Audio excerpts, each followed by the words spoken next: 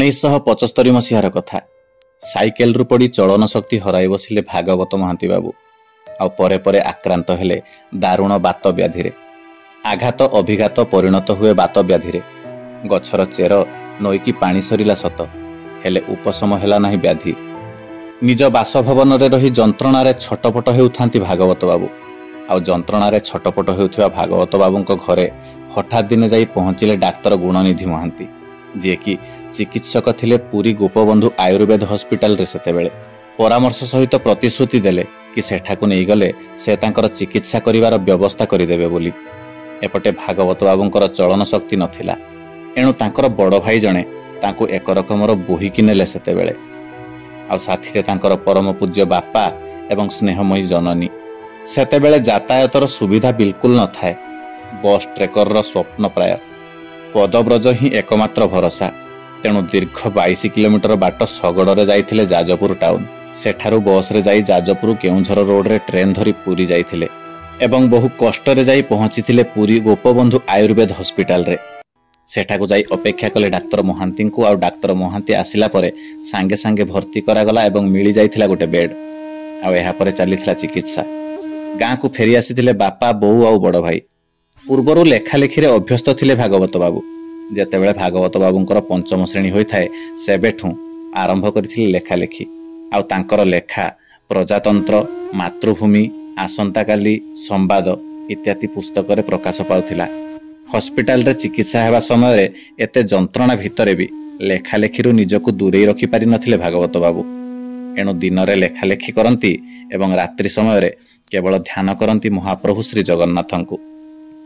से ही दीनबंधु, कृपा सिंधु, आर्तत्राण, असहायर सहाय, बणा बाटोईर साथी।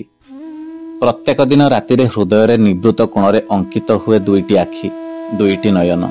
से दुईटी आखि सेई चका आखि, सेई चका नयन। नीरवरे जंत्रणा भितरे ध्यान करिबा अवसर रे बही आसे आखिरु धार धार लुह। मने मने प्रश्न करंती भागवत बाबू, महाप्रभु हे महाबाहु, काहींकि अजाड़ी देल ए जंत्रणार पसरा? कौन बा लाभ पाइल? कौन बा लोड़ा थिला ए अकिंचनर तुम पाखरु? हठात दिने विलंब राति स्वप्नटीए देखिले भागवत बाबू। जड़े हृष्टपृष्ट कृष्णवर्ण ब्राह्मण हॉस्पिटल रे तांको बेड पाखरे पहुंची कहिबाकु लागिचंती, भागवत व्यस्त हेबार किछि नाही, जहा ईश्वरंको इच्छा ताहा ही हेउची। चलन शक्ति नाही बोली दुख करूचु कोन पाई? ठाकुर जगन्नाथ महाप्रभु तो पुणी अचल मेरु। तू तो छार मनीषटाए, तो पछरे कालिया ठाकुर अछंती। जेउ लेखनी शक्ति तते से देइछंती तो हाथ रे, ताकु नै आगकु चाल। हाथ तोर सचल अछि, आउ चिंता कोन पाई? एतिकी कहि सांगे सांगे अंतर्ध्यान होई गले से कृष्णकाय ब्राह्मण जनक। पाख बेड रे जणे व्यक्ति जंत्रणा रे विकट चित्कार करुथिबारु निदटा हठात भांगी गला भागवत बाबूंकर। दीर्घ निश्वासटीए छाड़िले आ भाबिले, सतरे हाथ नाही पाद नाही कालिया शांतंकर। से तो अचल महामेरु, एणु अचल हेगली बोली दुख कौन पाई करिबी? आपणा हाथ जगन्नाथ, सेई हाथ को नहीं सहारा करी चलाइबी लेखनी। एमितिका दृढ़ भरोसाटीए बांधिले मनरे भागवत बाबू। बड़ आश्चर्यर कथा, ता परदिन तांकर संपर्कीय मामू दिवंगत फकीर मोहन दास, जे कि समाजर वरिष्ठ संपादक थिले, तांकर ए दुरावस्था खबर पाई तांको पाखरे आसी उपस्थित हेले एवं सांत्वना देई पुणी फेरीगले कटक। आउ तापरे समाजरे तरुण लेखकंकर करुण परिस्थिति शीर्षकटीए प्रकाश कले भागवत बाबूंक संपर्क रे विस्तृत विवरणी प्रकाश करी।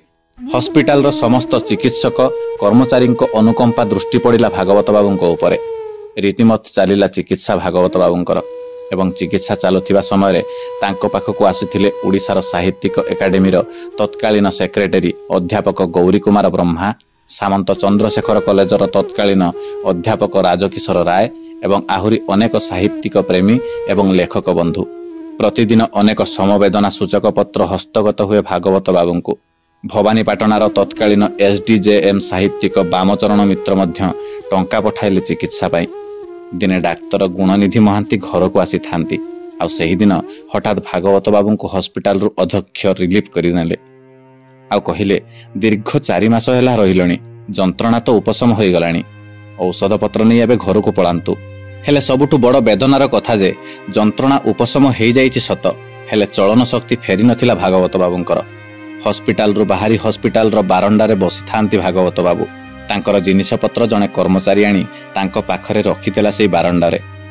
आउ एहा परे भागवत बाबूंको चतुर्दिग अंधार अंधार देखागला से समय रे। कारण जहार गोटे पाद आगको बढ़ेबार क्षमता नाही से पुणी केमिति जीव काहे केते दूर गाँ आउरी को पुणी ट्रेन बस और शगड़ माध्यम सही दुखर अंधकार भितरे निविष्ट चित्तरे ध्यान करुथांती केवल महाप्रभु महाबाहु जगन्नाथंक दिव्य मूर्ति को। आउ ठीक सही समय रे रिक्शावालाटी आसी पहुंचला बारंडा निकटरे भागवत बाबू बसीथिबा जगार। हठात कहबाकू लागिला से रिक्शावाला जनक, बाबू रिक्शा रे जिवे कि? प्रकृतिस्थ होई उत्तर देले भागवत बाबू, हाँ। भागवत बाबू हाँ कहवा मात्रके तांको जिनिसपत्र नहीं रिक्शा रे थोईदेला से रिक्शावाला। आ भागवत बाबू को धराधरी करी नहीं बसाइला रिक्शा रे। आ भागवत बाबू कहवा क्रमे चलिला श्रीमंदिर आड़े। बड़ दांडरे चली थाए रिक्शा। आ भागवत बाबू बसी थांती स्थानटीए परी। किछि समय पर सिंहद्वार सामने रिक्शा नहीं पहुंचला भागवत बाबू को। भागवत बाबूंकर काकुति मिनती रे रिक्शावाला जनक टेकी नहीं दर्शन कराइला तांको प्राणप्रिय ठाकुर जगन्नाथंकु। महाप्रभु को देखिदे संभाली पारिलेनी बुकुर कुह को आउ आखिर लुह को भागवत बाबू। कुह आउ लुहरे धोईदेले ठाकुरंक पाद पद्म। भागवत बाबू कहती जदि सेतेबेले एही भजनटी रचना होइथांता ताहेले निश्चय गाई थांती मो ठाकुरंक आगरे। सतरे भागवत बाबूंक कहिबा क्रमे ए भजनटी मनमोहिनीए जहाँ सुभाष दास कंठरू उद्धृत होइथिला। आसीथिली कालिया तो दर्शन पाई रे तते छाड़ी जीवाकू मो मन बळु नाही रे तते छाड़ी जीवाकू मो मन बळु नाही रे। आउ एहा परे अनिच्छा सत्वे भी रिक्शावाला नहीं पुणी रिक्शा रे बसाई देला भागवत बाबू को। आउ तापर चलीगला चाहा पीवा पाई। चाहा पी फेरिले तांकु नहीं स्टेशन को जीवो। ठीक सिंहद्वार सामने से रिक्शा रे बसी थांती भागवत बाबू। मनरे अनेक चिंता। घर रहिलानी काहे केते दूर, एमिति असमर्थ अवस्था केमिति जीवे से एते दूर। ट्रेन बस शगड़ ही माध्यम। सेतेबेले जेमिति जीवनटा नथिला परी लागुथाए भागवत बाबू को। आउ एहा परे जहा घटिला मु तो एकथा शुणिला परे थरी उठिली। हृदय कंपन रे भरी उठिला मोर। रिक्शा रे सेमिति भागवत बाबू एमितिका कथा सबू बसी भाबुथिला बेले हठात जने साधु आसी पहुंचिले भागवत बाबूंक पाखरे। बेस हृष्टपृष्ट सुगोल सुठाम मुखमंडल पिंधि थांती बहिर्वास हातरे माला मेंचाए झुलुथाए। भागवत बाबूंक पाखकु आसी पचारिले, अरे हे तू आउरी गाँर कविराज वैष्णव महांती को पुओ भागवत ना? भागवत बाबू उत्तर रे हाँ कहिले। आउ पचारिले, आपण मते केमिति जानिले? पुणी से साधु जनक कहिले, मु तुम गाँर गोविंद साहू पुओ श्याम साहू। भागवत बाबू तांको परिचयटा सुनी टिके डरी डरी कहिले, अच्छा आपण 14 वर्ष होला कुआडे पळै जाइथिले मु सुनिथिली, आपण सेई कि? पुणी से साधु जनक कहिले, हाँ वर्तमान मु वृंदावन रे भेक ग्रहण करी एक मठरे महंत भावरे अछि। जगन्नाथंक दर्शन पाई पुरी आसीथिली। हेले तू गाँ जाए जीवु केमिति एमितिका अवस्था रे?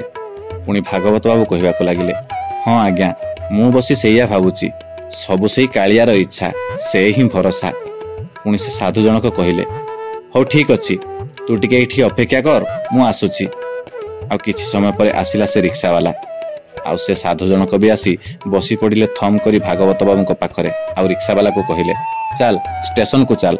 समुद्र कूल रास्ता दे से रिक्शावाला जनक रिक्शा को आगे नेला स्टेशन आड़क एवं स्टेशन पहुंचवा पर से साधु जनक रिक्शावाला को भड़ा दे भागवत बाबू को टेकी नहीं बसाई देला ट्रेन रे। ठीक पाहांता पहर रे ट्रेन जाई पहुंचिला जाजपुर केउंझर रोड स्टेशन रे। जाजपुर टाउन दे बिंझारपुर बस स्टैंड को जाउथिबा फास्ट बस रे नहीं से साधु जनक बसाई देले भागवत बाबू को। बस ड्राइवर को से साधु जनक भागवत बाबू को दुरावस्था विषय सबु कथा कहिले। आ सेठार गोटे शगड़ जोगाड़ करी गाँ को पठै देबा पई मध्य अनुरोध कले एवं भागवत बाबू को अवस्था देखि से ड्राइवर जनक दया परवश होई राजी मध्य होई गला। आ तापरे से साधु जनक भागवत बाबू को पाखक आसी तागिद गळारे कहिले, हौ मु एबे जाउची पुरी जीवी, सेठारु वृंदावन फेरी जीवी, मो कथा किछि गाँ रे कहिबोनी काहाकू। एतिकी कही सेठारु चाली गले से साधु जनक। हाथ जोड़ी की प्रणाम कले भागवत बाबू। बहुत कृतज्ञता मध्य देले। सेतेबेलकू बस स्टैंड रे लोक समागम होई न थाए। झापसा अंधकार रे नीरवतार राजती बस स्टैंड रे। से साधु जनक जीवा पथ को चाही रही थांती भागवत बाबू। 10-12 ପାଦ ଆଗକୁ ଗଲା ପରେ ସେ ସାଧୁଙ୍କର ଛାୟା ମାୟା କିଛି ଦେଖିବାକୁ ପାଇଲେନି ଭାଗବତ ବାବୁ। କୁଆଡ଼େ ଯେ ଅନ୍ତର୍ଧ୍ୟାନ ହୋଇଗଲେ ସେ ବସଷ୍ଟାଣ୍ଡରୁ ସାଧୁ ଜଣକ ଖୋଜିବା ପାଇଁ ଇଚ୍ଛା ହେଉଥିଲେ ବି ପରିସ୍ଥିତି ଉଠିବା ପାଇଁ ଦେଉନଥିଲା।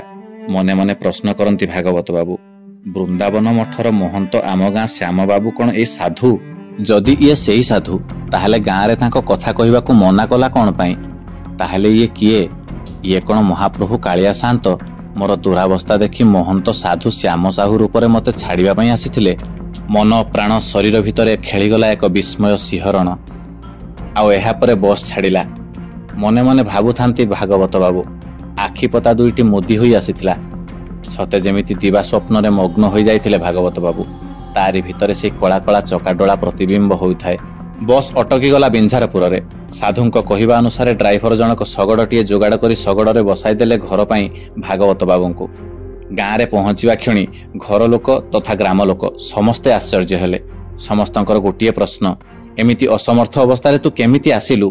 ସେମାନଙ୍କ ପ୍ରଶ୍ନର ଉତ୍ତରରେ ଭାଗବତ ବାବୁ କହିଲେ, ବୃନ୍ଦାବନରେ ମହନ୍ତ ହୋଇଥିବା ଆମ ଗାଁ ଶ୍ୟାମ ସାହୁଙ୍କ ସହାୟତାରେ ଆସିଲେ ଆଜ୍ଞା।